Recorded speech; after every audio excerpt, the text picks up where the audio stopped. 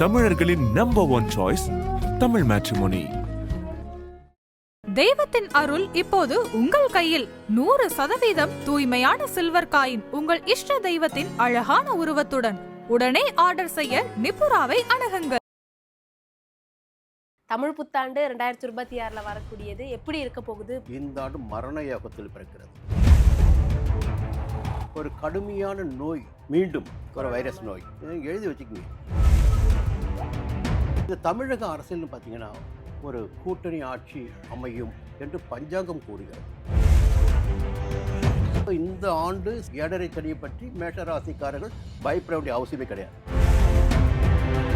ரிஷபராசி அன்பர்களுக்கு தமிழ் புத்தாண்டு என்ன மாதிரியான பலன்களை தரும்? எல்லா முன்னேற்றமும் இருக்கு. அப்ப நிதானமாக உடல் நிலையிலும் நீங்கள் கவனம் செலுத்த வேண்டும். மிதுனராசி அன்பர்களுக்கு இந்த தமிழ் புத்தாண்டு என்ன மாதிரியான பலன்களை தரப்போகுது சார்? யாரையுமே நம்பாமல் எல்லாவற்றையும் தன்னுடைய சுய கண்காணிப்பில் வைத்துக் கொள்வதால் இவர்களுக்கு ஒரு 100% யோகமான பலன் அது கடகத்து. என்னன்னா என்னுடைய பார்வையில் சொல்லணும்னா, சிம்மராசி அன்பர்களுக்கு இந்த தமிழ் புத்தாண்டு என்ன மாதிரியான பலன்களை தரப்போகுது? ஒரு பயம் ஒருத்தர் நினைக்க வேண்டாம். இப்போ அஷ்டம சனி, ஆரோக்கியத்தில் கொஞ்சம் சங்கடம் ஏற்படலாம். கன்னிராசி அன்பர்களுக்கு இந்த தமிழ் புத்தாண்டு என்ன மாதிரியான பலன்களை தரப்போகுது சார்? நீங்க யாரை நம்பிக்கிட்டு இருந்தீங்களோ அவர்களே முதல் குத்துவாங்க. ஆதன் ஆன்மீகம் நேயர்களுக்கு ஷாம்லாவின் அன்பு கலந்த வணக்கங்கள். நம்ம ஆதன் ஆன்மீகத்துல ஆன்மீகம் சம்பந்தப்பட்ட பல கேள்விகளுக்குமே தினம்தோறும் ஒவ்வொரு வகைகளில் பதில்களை பார்த்துக்கிட்டு இருக்கோம். அந்த வகையில இன்னைக்கு நம்மோடு ஜோதிடர் பரணிதரன் அவர்கள் இணைஞ்சிருக்கிறார். நிறைய விஷயங்களை கேட்டு தெரிஞ்சுக்க போறோம். வணக்கம் சார். வணக்கம்மா. எப்படி இருக்கீங்க? நல்லா இருக்குமா. தமிழ் புத்தாண்டு வரப்போகுது. தமிழ் புத்தாண்டு 2026 வரக்கூடியது எப்படி இருக்க போகுது? பொதுவா ஒரு பலன்கள் சொல்லுங்க சார். இது பராபவ ஆண்டுன்னு சொல்கிறோம். பொதுவாக சூரியன் மேஷ ராசிக்குள் சஞ்சரிக்கின்ற அந்த நிமிடம் தமிழ் புத்தாண்டு தொடங்குகிறது. அப்படி பார்க்கின்ற போது இந்த ஆண்டு சித்திரை மாதம் 1ஆம் தேதி 14/4 அன்று காலை 8:42 மணிக்கு சூரியன் மேஷ ராசிக்குள் அசுவினிக்குள் சஞ்சரிக்கிறார். பொதுவாக இது பொதுவான விதி. அன்றைக்கு பார்த்தீங்கன்னா காலபுருஷ தத்துவத்தின் 11ஆம் இடமான சதய நட்சத்திரம் கும்பராசி. அன்றைக்கு அந்த இடத்துல யார் இருக்காங்கன்னா ராகு இருக்காங்க. அதே நேரத்தில் இந்த பிறக்கின்ற புத்தாண்டு இருக்கு பாருங்க, என்ன யோகத்தில் பிறக்குது. கடந்த ஆண்டு பார்த்தீங்கன்னா அமிர்த யோகத்தில் பிறந்தது. இந்த ஆண்டு மரண யோகத்தில் பிறக்கிறது. எடுத்த உடனே பயமுறுத்துறோமா? அதாவது கிரகங்கள் எல்லாம் சஞ்சாரம் நகர்ந்துக்கிட்டே இருக்கும். யோகங்களும் அப்படித்தான். இந்த ஆண்டு தொடக்கம் என்பது ஒரு மரண யோகத்தில் தொடங்குகிறது என்பது ஒரு அந்த நாள். அதன் பிறகு மாற்றங்கள் நிச்சயமாக இருக்கும். பொதுவாக என்ன கூறப்படுது இந்த ஆண்டில் பார்த்தீங்கன்னா, ஆண்டின் பிற்பகுதியில் மிகப்பெரிய அளவில் மழை பொழியும், மேக வெடிப்பு உண்டாகும். குறிப்பாக சொல்லப்போனால் சென்னையில் தொடங்கி செங்கல்பட்டு, புதுவை, கடலூர், இப்படி கன்னியாகுமரி வரையில் கடலோர தென் மாவட்டங்கள், கடலோர மாவட்டங்கள் கடுமையான சேதத்திற்கு ஆளாகும். இப்படி ஒரு எச்சரிக்கை பஞ்சாங்கத்தில் கொடுக்கப்பட்டிருக்கு. இந்த ஆண்டு பிறக்கின்ற நேரத்தை வைத்து, கிரகங்களுடைய சஞ்சார நிலையை வைத்து இந்த ஆண்டு ஒரு கடுமையான பாதிப்பினை ஏற்படுத்தும். அந்த மழை நீர் மறுபடியும் பார்த்திங்கன்னா தேங்குவதற்கு இடமில்லாமல் கடலில் போய் கலக்கும். அப்போ பெரிய பாதிப்பு ஒரு பக்கம் ஏற்படும். இன்னொரு பக்கம் பார்த்திங்கன்னா இந்த ஆண்டில் ஒரு கடுமையான நோய், மீண்டும் ஒரு வைரஸ் நோய் எழுதி வச்சுக்கிங்க, பார்த்துங்க. என்னென்னா இந்த பலனை நம்ம ஏன் சொல்கிறோன்னா, இந்த மக்கள் எச்சரிக்கையாக இருக்கணும். பலனை தெரிஞ்சுக்கிட்டால் இந்த ஆண்டு இதற்குரிய வாய்ப்புகள் இருக்குது. அப்போது கடுமையான ஒரு நோய் ஏற்படுறதுக்கு வாய்ப்பு இருக்குது. அந்த நோய் பார்த்திங்கன்னா அலோபதியை விட சித்தா, ஆயுர்வேதா போன்ற மருந்துகளால் குணப்படுத்த முடியும். அதே நேரத்தில் மரணமும் நிகழக்கூடிய வாய்ப்புகள் இருப்பதாக கூறப்படுகிறது. இதையும் மக்கள் புரிஞ்சுக்கணும். பணப்புழக்கம் எப்படி இருக்குன்னா, பெருமளவில் பணப்புழக்கம் இந்த ஆண்டு இருப்பதற்கு வாய்ப்பில்லை. கொஞ்சம் குறைவாக தான் இருக்கும், தட்டுப்பாடு ஏற்படும். அதே போல் எல்லை ஓரங்களில் பார்க்கின்ற போது பங்களாதேஷ் ஆகட்டும், பாகிஸ்தான் ஆகட்டும், சீனாவாகட்டும், அவர்களால் தொடர்ந்து நமக்கு தொந்தரவு வந்து கொண்டு இருக்கும் இந்த ஆண்டில். தேசம் பார்க்கணும், மாநிலத்தை பார்க்கணும், அடுத்து சர்வதேசம். அங்கே பார்த்தீங்கன்னா இந்த ஈரான் ஈராக் போர், எகிப்து என்பது அந்த கண்டங்கள் இருக்குங்களா, அந்த பதட்டம் என்பது தனியாமல் விட்டு விட்டு, மழை விட்டும் துவானம் விடவில்லை என்று சொல்ல, விட்டு விட்டு அது எப்பொழுதாவது வெடித்து கொண்டே இருக்கும், பிரச்சனை கிளம்பி கொண்டே இருக்கும். இந்த நேரத்தில் உலக வல்லரசு நாடுகின்ற கூறப்படுகின்ற அமெரிக்காவிற்கு கொஞ்சம் சோதனைகள் ஏற்படும். சில இழப்புகளை சந்திக்க வேண்டியதாக இருக்கும், பொருளாதார ரீதியாக இழப்பை சந்திக்க வேண்டியதாக இருக்கும். அதே நேரத்தில் ஒரு வல்லரசாக உருவெடுக்கின்ற நிலை நம்முடைய தேசத்திற்கு உண்டு. சொன்னதுல இது ஒண்ணு மட்டும் தான் இல்லை, சந்தோஷம். எல்லாமே என்னென்னா நம்ம நெகட்டிவும் பார்க்கணும், பாசிட்டிவும் பார்க்கணும். புரியுங்களா? அப்போது எல்லா விதமான நிலைப்பாடுகளும் இந்த ஆண்டில் எப்படி இருக்குது? இப்போ விளைச்சல் அதிகரிக்கும், மழை பொழியும், அதே நேரத்தில் வந்து விலைவாசிகள் கட்டுக்குள் இருக்கும். இதுவெல்லாம் ஒரு பக்கம். ஆனால் அந்த நோய் என்ற ஒரு விஷயம் இருக்குது பாருங்கள், அது நம்ம வந்து ரொம்ப எச்சரிக்கையாக இருக்கணும். அது கொரோனா மாதிரி கூட இருக்கலாம், அது வைரஸ்னு தான் சொல்கிறாங்க. மீண்டும் இந்த நோய் தாக்குவதற்கு வாய்ப்புண்டு, அதனால் மரணம் நிகழ்வதற்கும் வாய்ப்புண்டு என்று கூறப்படுகிறது. சரிங்களா? ஒவ்வொரு மனிதரும் சுய ஒழுக்கத்திலும் உணவு பழக்க வழக்கங்களிலும் எல்லாவற்றிலுமே கொஞ்சம் கட்டுப்பாடு இருந்துட்டாங்கன்னா சமாளிக்க முடியும். என்ன காரணம்னா, கடந்த கொரோனா வந்த போது கூட நகரத்தில் இருந்தவங்க பெருசாக பாதிக்கப்பட்டாங்க, கிராமத்து மக்கள் பெருசாக பாதிக்கப்படலை. சுவாச கோளாறு, பெரும்பாலும் சுவாச கோளாறு, இருதய சம்பந்தப்பட்ட நோய்கள், அந்த வீசிங் சம்பந்தம், அதுதான் அதிகபட்சமாக பாதிப்பை ஏற்படுத்தும். அதை கொஞ்சம் தற்காத்துக்கணும், முன்னெச்சரிக்கையாக இருக்கணும். இந்த ஆண்டு பொதுவாகவே பார்த்திங்கன்னா கொஞ்சம் எச்சரிக்கையாக இருக்க வேண்டிய ஆண்டு. அடுத்து பார்த்திங்கன்னா இந்த ஆன்லைன் வர்த்தகம் இருக்குது பாருங்கள், அது பெரிய மோசடிகளை ஏற்படுத்தும். மக்கள் அதில் போய் பணத்தை ஏமாறுவாங்க. டிஜிட்டல் அரெஸ்டிங் போன்ற விஷயங்கள் நடக்கும். பொருளாதார ரீதியாக பார்த்திங்கன்னா கொஞ்சம் விளையாட்டம், சில சங்கடங்களை மக்கள் சந்திப்பதற்கு உணவுப் பொருட்கள் கூட பார்த்திங்கன்னா தடைகளை ஏற்படுத்தும். தேவையான பொருட்கள் கிடைக்க முடியாத அளவிற்கு கூட சூழ்நிலைகள் மாற்றம் பெறும். இந்த தமிழக அரசியல்னு பார்த்திங்கன்னா ஒரு கூட்டணி ஆட்சி அமையும் என்று பஞ்சாங்கம் கூறுகிறது. எதிர்க்கட்சிகள் ஓரணியில் திரளக்கூடிய நிலை உருவாகும். எந்த கட்சி ஆட்சிக்கு வந்தாலும் அந்த கட்சிக்கு ஒரு நெருக்கடி ஏற்படும், எதிர்க்கட்சிகளால் ஒரு சங்கடங்கள் உண்டாகும். காலபுருஷ தத்துவத்தின் எல்லா கிரகங்களும் அதற்குள் சிக்கி இருப்பதால் இந்த தேர்தலுக்கு பிறகு பார்த்திங்கன்னா தமிழக அரசியலில் நிறைய மாற்றங்கள் நிகழும் என்று சொல்லப்படுகிறது. இது பொதுவானது. இவ்வளோ நேரம் பொது பலன்கள் பார்த்துருந்தோம். அதை தொடர்ந்து 12 ராசிக்காரர்களுமே எங்களுக்கு என்ன பலன்கள் அப்படின்னு தான் எதிர்பார்த்துக்கிட்டு இருப்பாங்க. முதலாவதாக இருக்கக்கூடிய மேஷ ராசிக்கு இந்த தமிழ் புத்தாண்டு என்ன மாதிரியான பலன்களை தரப்போகுது சார்? இப்போ காலபுருஷ தத்துவத்தின் முதல் வீடு மேஷம். சித்திரை மாதம் வருகின்ற போது சூரியன் அங்கே வராரு. அப்போ அவர் அந்த ராசிக்குள்ள உச்சம் அடைகிறார். அதே நேரத்தில் எல்லோருக்குமே சொல்ல வேண்டிய ஒரு தகவல் என்னென்னா, ஒரு கிரகத்தை மட்டுமே வச்சு நம்ம பேசிட்டு இருக்க வேண்டிய அவசியம் கிடையாது. இது அனைவருக்கும் ஒரு நல்ல தகவலை சொல்கிறாங்க. எல்லோரும் என்னென்னா, ராகு அங்கே வந்துட்டார், கேது இங்கே வந்துட்டார், சூரியன் இங்கே இருக்கார், சனி இங்கே இருக்கார், அப்போது பயமுறுத்தல வேண்டாம். ஒரு கிரகம் வந்து நெகட்டிவாக இருந்தாலும் மற்ற கிரகங்கள் எப்படின்னு பார்க்கணும். அப்போ நம்ம என்ன பண்ண போகிறோம்னா, முதன்மையாக இந்த மேஷ ராசி என்ற சொன்னவுடன் 12ஆம் இடத்தில் சனி பகவான், 7.5 சனி தொடங்கிவிட்டது. அப்போ இது விரைய சனி காலம், நிறைய செலவுகள் ஏற்படும் என்பதெல்லாம் ஒரு பொதுவான மேலோட்டமான பலன்களாக இருக்கும் ஒரு சனி பகவானை வைத்து பேசுகின்ற போது. அடுத்து பார்த்திங்கன்னா 2-3 விஷயங்கள் இருக்குது. அவருடைய பார்வைகள் எந்த இடத்துக்கு பதியுது? 2ஆம் இடமான தன குடும்ப வாக்குஸ்தானம், 6ஆம் இடமான சத்துரு ஜெயஸ்தானம், 9ஆம் இடமான பாக்கியஸ்தானம். பொதுவாக 3, 6, 11ஆம் இடங்களை சந்திருக்கின்ற போதும் அந்த இடங்களில் பார்க்கின்ற போதும் அந்த இடங்களுக்கு யோகமான பலன்களை, சாதகமான பலன்களை சனி பகவான் ஏற்படுத்தி கொடுப்பார். அப்போ முதன்மையாக என்னென்னா, விரயஸ்தானத்தில் சஞ்சரித்தாலும் உடல்நிலையில் ஏற்பட்ட பாதிப்புகள் விலகும். வம்பு, வழக்கு, போட்டி, பிரச்சனை, எதிர்ப்புகள் என்ற நிலையெல்லாம் மாறும். இழுபறியாக இருந்த வழக்குகள் சாதகமாகும். ஒரு தன்னம்பிக்கையோடு நடைபெறக்கூடிய ஒரு நிலை இவர்களுக்கு இருக்கும். விரைய சனி தான் 6ஆம் இடத்தை பார்க்கிறாரு. அப்போ இவர்களுக்கு பார்த்திங்கன்னா வாழ்க்கையில் ஒரு புதிய பாதை தெரியும். எல்லாவற்றையும் சமாளித்து கொண்டு நடைபெறக்கூடிய நிலை உருவாகும் ஒரு பக்கம். 2ஆம் இடத்தை பார்க்குறார், தன குடும்ப வாக்குஸ்தானம். முடிந்த வரையில் குடும்பத்தினரை அனுசரித்து செல்வது என்பது நன்மையை ஏற்படுத்தும். பண புழக்கங்களில் கொஞ்சம் எச்சரிக்கையாக இருக்கணும். பணத்தை வெளியில் கொண்டு செல்லும்போது கூட கவனமாக இருக்கணும். பெரிய மனிதனுடைய நட்பு என்பது இந்த நேரத்தில் பாதுகாக்கும். இது ஒரு பக்கம். அதே நேரத்தில் ஆண்டு தொடங்குகின்ற போது பார்த்திங்கன்னா ஒரு நல்ல தகவல் பார்த்திங்கன்னா, 3ஆம் இடத்தில் சஞ்சரிக்கின்ற குரு பகவான் 7ஆம் இடத்தையும் 9ஆம் இடத்தையும் 11ஆம் இடத்தையும் பார்க்கிறார். அப்போது திருமண யோகம் வந்தாச்சு மேஷராசினருக்கு. நான் அதுதான் சொன்னேன், பயப்பட வேண்டிய அவசியம் இல்லை. ஒவ்வொரு கிரகத்தையும் பார்க்கணும், ஒவ்வொரு கிரகமும் இப்படி சஞ்சரிக்கிறாங்க, எங்கே பார்க்குறாங்கன்னு பார்க்கணும். அப்போ திருமண யோகம் வந்தாச்சு. அப்படி திருமணம் முடிந்தவர்களுக்கு ஒரு தகராறு ஏற்படும் இல்லையா கணவன் மனைவிக்குள்ள, அப்படி ஏற்பட்டிருந்தாலும் இந்த காலகட்டத்தில் மீண்டும் ஒன்றாக வாழக்கூடிய நிலை ஏற்படும், ஒற்றுமை உண்டாகும். பிரிந்து சென்ற நண்பர்கள், கூட்டு தொழில் எல்லாவற்றிலும் ஆதாயம் ஏற்படும். பெரிய மனிதர்களுடைய ஒத்துழைப்பு கிடைக்கும், விஐபி ஆதரவு கிடைக்கும், அரசியல் செல்வாக்கு உண்டாகும். ஒரு சொந்த வீடு கட்டிட்டு குடிப்போகக்கூடிய நிலை உண்டாகும். முடங்கி கிடந்த தொழில்கள்லாம் முன்னேற்றம் அடையும். புரியுங்களா? வருமானம் அதிகரிக்கும், சேமிப்பு உயரும்.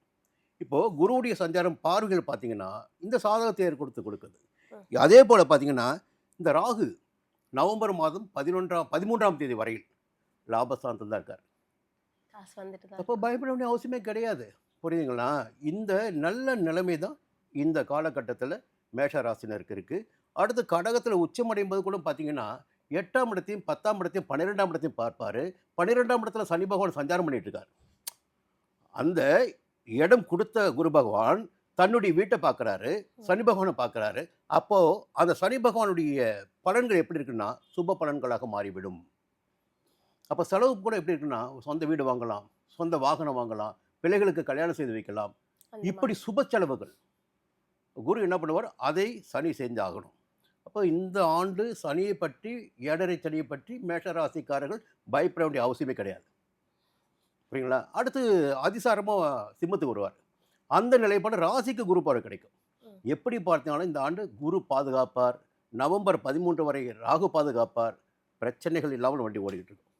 கண்டிப்பா சார். ரிஷபராசி அன்பர்களுக்கு தமிழ் புத்தாண்டு என்ன மாதிரியான பலன்களை தரப்போகுது சார்? ரொம்ப யோகத்தை எதிர்பார்த்திருக்கின்ற ஒரு ராசி பார்த்தீங்கன்னா ரிஷப ராசி. எதிர்பார்த்து காரணம் என்னென்னா எப்போ வலி இருப்பவர்களுக்கு மட்டும்தான் அந்த வலியுடைய அருமை தெரியும். கடந்த ஆண்டுகளில் பார்த்தீங்கன்னா நிறைய நெருக்கடிகளை பார்த்துட்டாங்க. அப்போது 10ஆம் இடத்தில் சஞ்சரித்த காலகட்டத்தில் பல பேருக்கு வேலையே போயிருக்கு. வேலை இழந்தவர்கள் பல பேர் உண்டு. புரியுங்களா? வேலையில் மெம்ம வாங்கினவங்க நிறைய பேர் உண்டு. இப்போ 11ஆம் இடமான லாபஸ்தானத்தில் சாதகமாக சஞ்சரிக்கிறார் சனி பகவான். இந்த ஆண்டு பிறக்கின்ற போது இந்த தமிழ் புத்தாண்டில் பராபவ ஆண்டில் சாதகமாக சஞ்சரிக்கிறார். செய்து வருகின்ற தொழிலில் ஒரு நிம்மதியான நிலை இருக்கும். முதல்ல இந்த உத்தியோகத்தில் இருக்காங்க பாருங்கள், அவங்களுக்கு எதிர்பார்த்த பதவி உயர்வு, எதிர்பார்த்த இடமாற்றம் கிடைக்கும். இந்த தனியார் நிறுவனத்தில் இருக்காங்க பாருங்கள், அவங்களுக்கு பார்த்தீங்கன்னா வேலையில் ஒரு பயம் இருந்துக்கும் ஒரு நாள். இப்போ அந்த பயம் போயிடும். இதை விட இன்னும் பார்த்தீங்கன்னா இருக்கின்ற இடத்தை விட்டு வேற ஒரு நல்ல இடத்துக்கு போயிட்டு சம்பளம் அதிகமாக வாங்கக்கூடிய சூழ்நிலை சில பேருக்கு ஏற்படும். இப்போது வருமானம் கூடுதலாக இருக்கும். தொழில் மீது, வேலையின் மீது இருந்த பயம் போயிடும். தொழிலில் கூட சொந்த தொழில் பாருங்கள், வியாபாரம்லாம் அது லாபம் அதிகரிக்கும். இந்த நிலைப்பாடு இருக்குது. அதே நேரத்தில் சனி பகவானின் 3ஆம் பார்வை ராசி கிடைக்குது. அப்போது நீங்கள் வேகமாக ஓடிக்கிட்டே இருப்பீங்க. ஓடும்போது என்ன ஆகுன்னா கொஞ்சம் உடல்நிலை பாதிக்கப்படலாம். அப்போது எல்லா முன்னேற்றமும் இருக்குது. அப்போ நிதானமாக உடல்நிலையிலும் நீங்கள் கவனம் செலுத்த வேண்டும். பிள்ளைகள் நலனில் கவனம் செலுத்த வேண்டும். புரியுங்களா? அதே நேரத்தில் நீங்கள் முன்னேற்றம் என்பது ஒரு மனிதனுக்கு கிடைக்கின்ற போது மறைமுக சதிகள் என்பது நிச்சயமாக நடக்கும். எதிர்ப்புகள் தோன்றும். 8ஆம் இடத்தையும் சனி பகவான் பார்க்குறார். அப்போது 8ஆம் இடம் சனி பகவான் பார்த்தாலும் ஆரம்பத்தில் பார்த்து குரு பார்த்துறார். பெரிய தொல்லைகள் இருக்காது. ஆனாலும் பின்னால் உங்களுக்கு பின்னால் இருந்து சதி செய்பவருடைய தொல்லை இருந்து கொண்டிருக்கும். அப்போ கொஞ்சம் கவனமாக இருந்துக்கணும். அதே நேரத்தில் இந்த நேரத்தில் 2ஆம் இடமான தன குடும்ப வாக்குஸ்தானத்தில் குரு பகவான் சஞ்சரிக்கிறார்.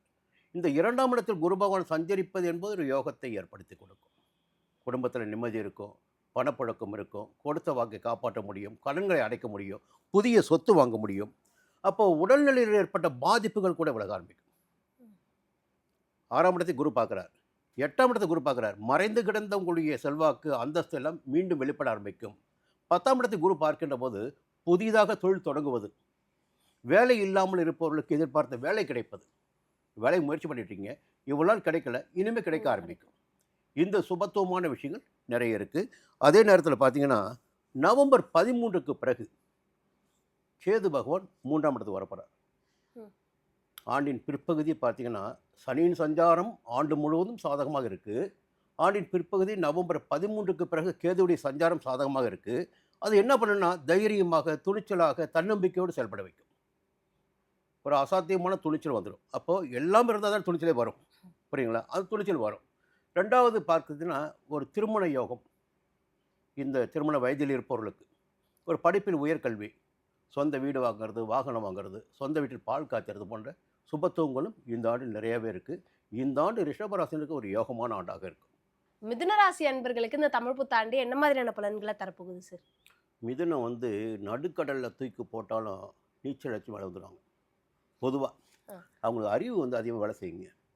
இப்போ இவ்வளோ நாள் பார்த்தீங்கன்னா 9ஆம் இடத்துல இருந்த சனி அவங்க வாழ்க்கையில் ஒரு இடத்துக்கு கொண்டு வந்து நிப்பாட்டிருக்காரு.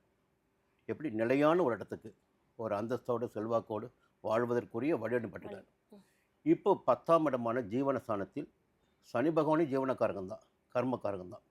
அவர் தொழிலுக்குரிய சனி பகவான் தொழில் ஸ்தானத்திலேயே சஞ்சரிக்கிறார். அப்போ இங்கே என்ன பண்ணுவார் அவர், இந்த வேலையில் இருக்காங்க பாருங்கள் உத்தியோகத்தில், அவர்கள் நேர்மையாக செயல்பட்டால், நேர்மையாக வேலை செய்தால் அவர்களுக்கு சிறப்பான ஒரு முன்னேற்றம் இருக்கும். வேலையில் தவறு செய்பவர்களுக்கு, இல்லை தன்னுடைய அதிகாரத்தை துஷ்பிரயோகம் செய்பவர்களுக்கு அவர் தண்டனை கொடுப்பார். அப்படி தான் மெமோ வாங்குவதாக இருக்கும், திடீர் இடமாற்றம் ஏற்படும். அப்போது நியாயமாக செயல்படுபவர்களுக்கு எந்த விதமான பாதிப்பும் ஏற்படாது. வியாபாரிகளுக்கு கூட அலட்சியமாக இருக்கக்கூடாது.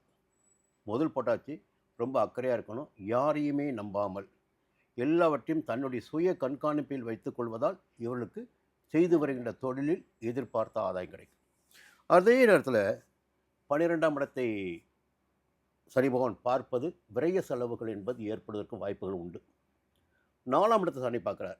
அப்போ என்ன ஆகுன்னா, தாய் வழி உறவுகள், தாயாரின் உடல்நிலை, தன்னுடைய சுகம், இவற்றை கவனித்து கொள்ள வேண்டும். தாயாரின் உடல்நிலையும் கவனிக்க வேண்டும், தன்னுடைய உடல்நிலையும் கவனித்து கொள்ள வேண்டும். ஏன்னா ஓடிக்கிட்டே இருப்பாங்க, வேலை செஞ்சுட்டே இருப்பாங்க, சாப்பிட நேரம் இருக்காது, தூங்க நேரம், உடம்பை கூட கெடுத்துக்குவாங்க. அப்போ கொஞ்சம் அதையும் கவனிச்சுக்கணும். இந்த நேரத்தில் ஜென்ம ராசிக்குள்ளது குரு பகவான். இப்போது ஜென்ம ராசிக்குள் குரு பகவான் சஞ்சரிப்பது என்பது சங்கடமான பலன்களை ஏற்படுத்தும் என்று சொன்னாலும் அதற்கு காரணம் வேறு. அந்த ஜென்ம ராசிக்குள் சஞ்சரிக்கின்ற போது தான் ஒரு உழைப்பதற்குரிய காலமாக அந்த காலகட்டம் இருக்கும். உழைத்தால் மட்டும்தான் எல்லாத்தையும் அடைய முடியும். அப்போது 5ஆம் இடத்தையும் 7ஆம் இடத்தையும் 9ஆம் இடத்தையும் அந்த காலகட்டம் தான் குரு பார்ப்பார். ஒரு நேரத்தில் ஒரு மனிதனுக்கு யோகம் கிடைக்கிறது என்றால் ஜென்மராசிக்குள் குரு சஞ்சரிக்கணும். உழைப்பின் மீது அக்கறை, சேமிப்பின் மீது அக்கறை, வாழ்க்கையின் மீது அக்கறை. என்னன்னா 5ஆம் இடம் குழந்தை பாக்கியம், பூர்வீக சொத்து, எல்லா விதமான ஆசைகளை தீர்த்து கொள்வது 5ஆம் இடம். உயர்கல்வி, புரியுங்களா? 7ஆம் இடம் கணவன் மனைவிக்கு ஒரு நட்பான இணைவு, திருமண வயதினருக்கு திருமணம். பார்த்தீங்களா? இந்த காலகட்டம். அடுத்தது பார்த்தீங்கன்னா 9ஆம் இடம். அப்போது சொந்த வீடு வாங்கி பால் காய்ச்சறது, இல்லை சொந்த வீடு கட்டி பால் காய்ச்சறது, ஒரு அரசியலில் ஒரு பிரபலமாக வர்றது, இல்லை உத்தியோகத்தில் மேலிடத்துக்கு போகிறது, எல்லா விதமான நன்மைகளையும் குரு பகவான் செய்து கொடுக்க காத்திருக்கிறார். ஒரு பக்கம் சனி பகவான் கொஞ்சம் உங்களுடைய உழைப்பினை சரிப்படுத்துவார். ரெண்டாவது குரு சாதகத்தை உண்டாக்குவார். அதே நேரத்தில் நவம்பர் 13 வரை பார்த்தீங்கன்னா தைரியமாக செயல்பட முடியும். என்னக்காரன் கேது, ஞானமோட்சக்காரன் கேது 3ஆம் இடத்துல. தைரியம், வீரியம், பராக்கிரமம் எல்லாமே இருக்கும்.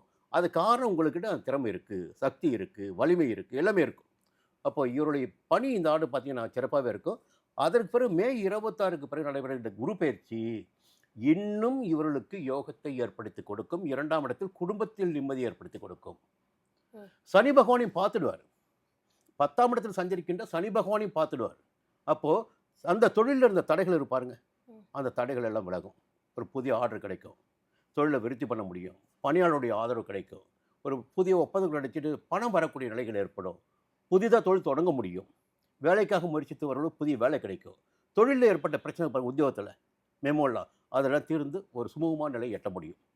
அப்போது கிரகங்கள் பார்த்து எப்படி இருந்தாலும் கொஞ்சம் சாதகமான பலன்களை கொடுப்பதற்கு காத்திருக்கிறார்கள். அதே நேரத்தில் ஆண்டின் பிற்பகுதியில் நவம்பர் 13க்கு பிறகு 2ஆம் இடத்தில் கேது, 8ஆம் இடத்துல ராகு. அப்போது எல்லாவற்றிலுமே எச்சரிக்கையாக, கவனமாக, செல்வாக்கு வருகின்ற போது ஒரு மனிதனுக்கு எல்லா தப்பு பண்ணுவான். அதற்கு இந்த காலகட்டத்தில் இடம் கொடுக்காமல் நியாயமாக இருந்துவிட்டால், குடும்பத்தினரை மட்டும் அனுசரித்து போயிட்டாங்கன்னா, கணவன் மனைவி என்ற உறவுக்குள் கட்டுப்பட்டுட்டாங்கன்னா இந்த ஆண்டு அவளுக்கு யோகமான ஆண்டாக இருக்கும். கண்டிப்பா சார். கடகம் அப்படின்னாலே எல்லாருமே இந்த வருஷமாவது எனக்கு கொஞ்சம் பிரீத் பண்றதுக்கு டைம் இருக்கா அப்படிங்கிற மாதிரி தான் கேட்பாங்க. அவங்களுக்கு இந்த தமிழ் புத்தாண்டு என்ன மாதிரியான பலன்களா தரப்போகுது? ஒரு 100% யோகமான பலன்னா அது கடகத்துக்கு.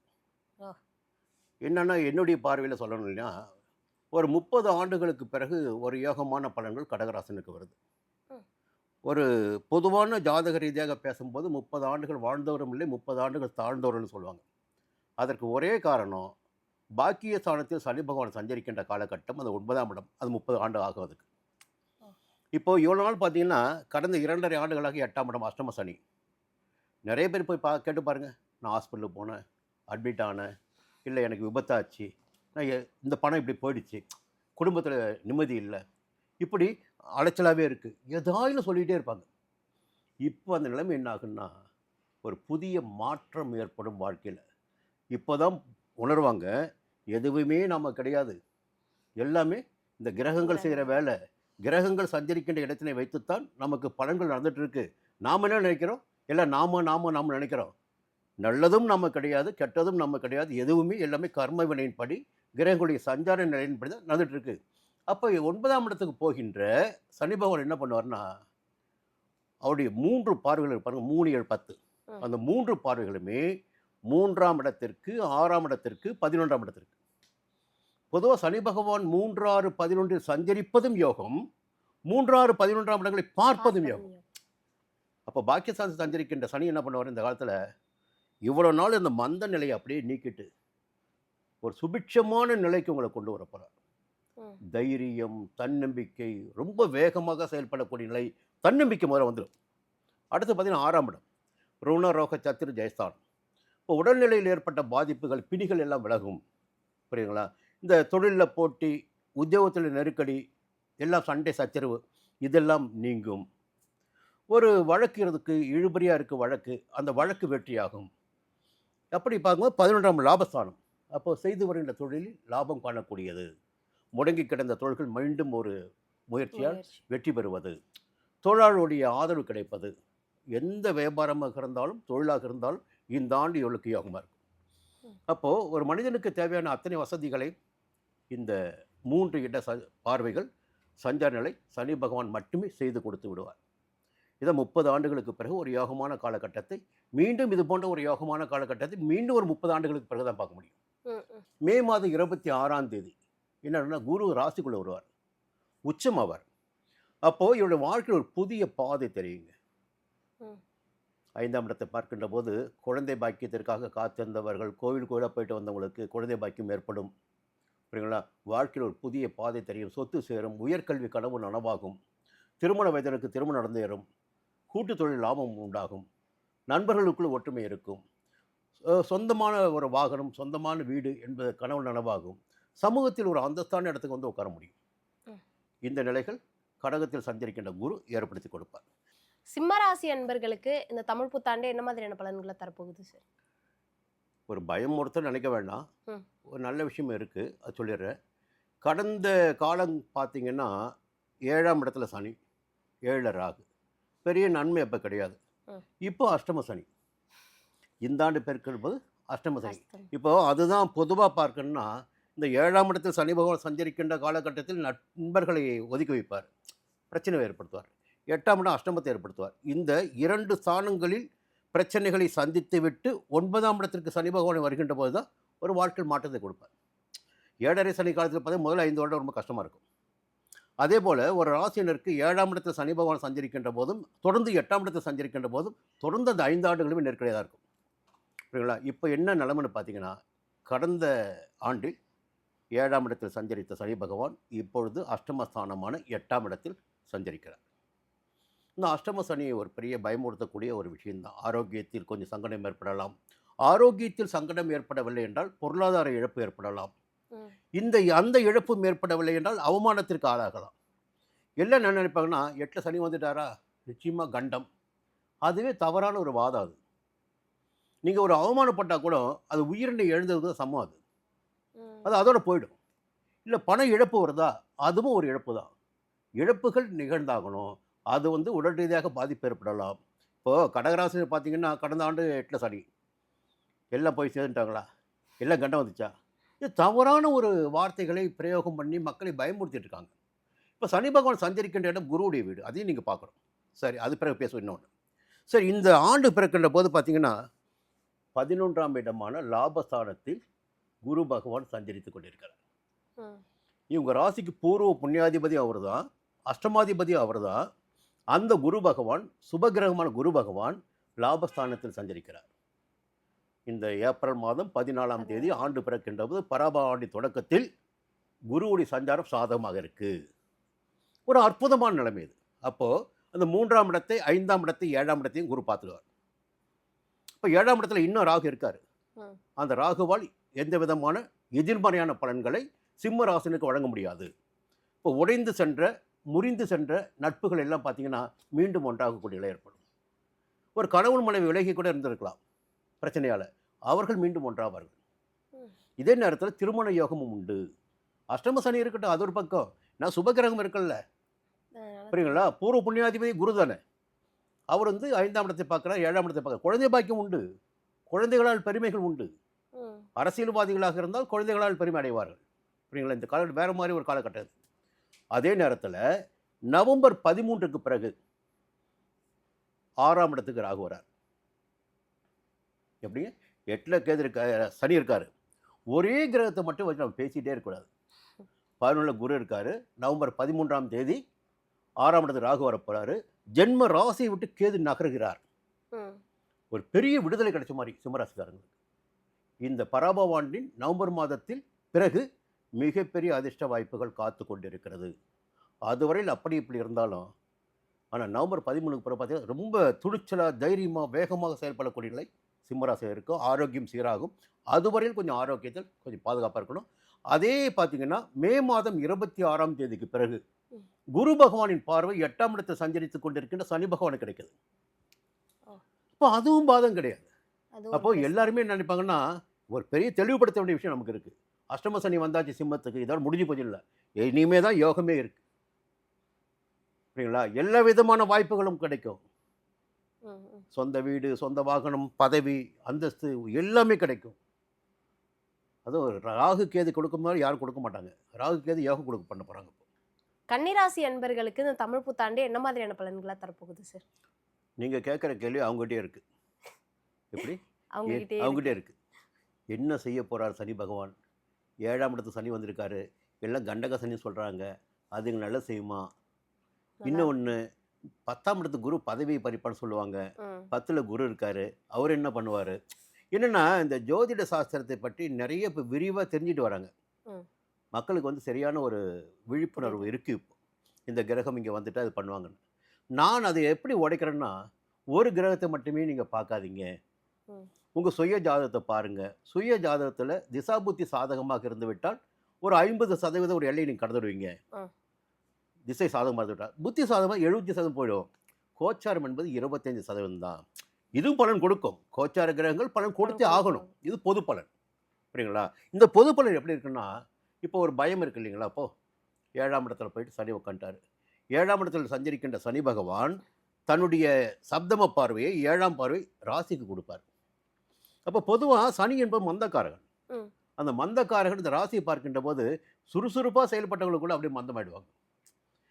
மந்தம் எப்படி வரும்னா, ஏதாவது தடைகள், ஏதாவது பிரச்சனைகள் எல்லாவற்றையும் சமாளித்து மேலே வருவதற்குள்ளே பார்த்தீங்கன்னா அந்த செயலில் வந்து வேகம் இருக்காது. தானாக வேகம் குறையும்.